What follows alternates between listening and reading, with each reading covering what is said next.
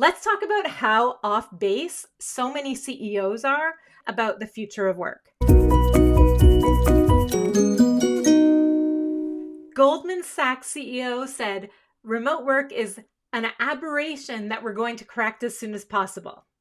WeWork CEO says employees who are quote unquote uberly engaged with their companies would want to go to the office at least 2/3 of the time. JP Morgan Chase and Company CEO says remote work doesn't work well for those who want to hustle.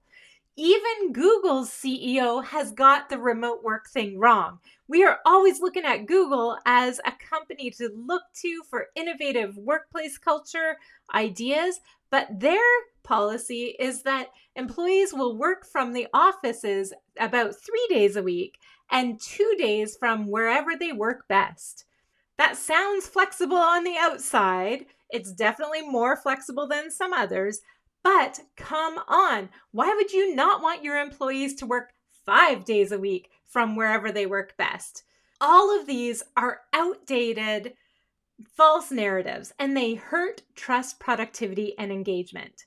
And if you are operating with some of these, and I want you to stop making your policy on where people are going to work and ask yourself what beliefs are underneath that policy or those decisions and those actions you're taking.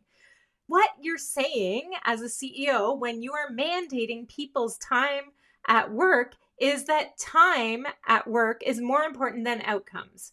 You're saying you can't trust adults to make good decisions about their work.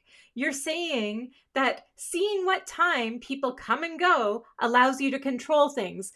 If that was true, then George Costanza on Seinfeld would have been the most productive employee at the Yankees. If you ever saw that episode, you might remember I actually wrote about this in a LinkedIn article in 2014 called Scrap Your Work from Home Policy.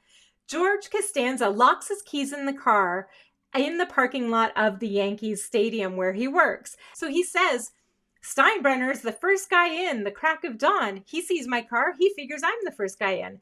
Then the last person to leave is Wilhelm. He sees my car. He figures I'm burning the midnight oil.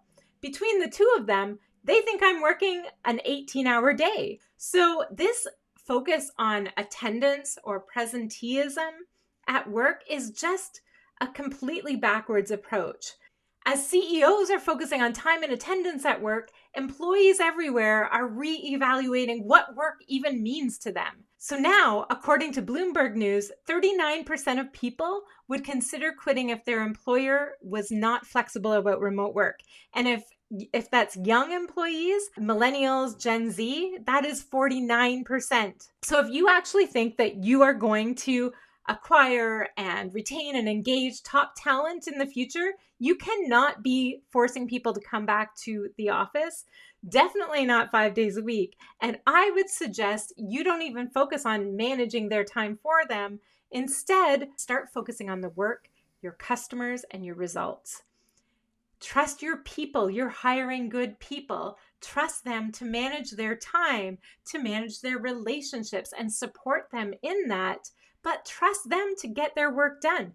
This is why I love models like results-only work environment and other self-managed models. These kinds of models help you through disruptive times like these.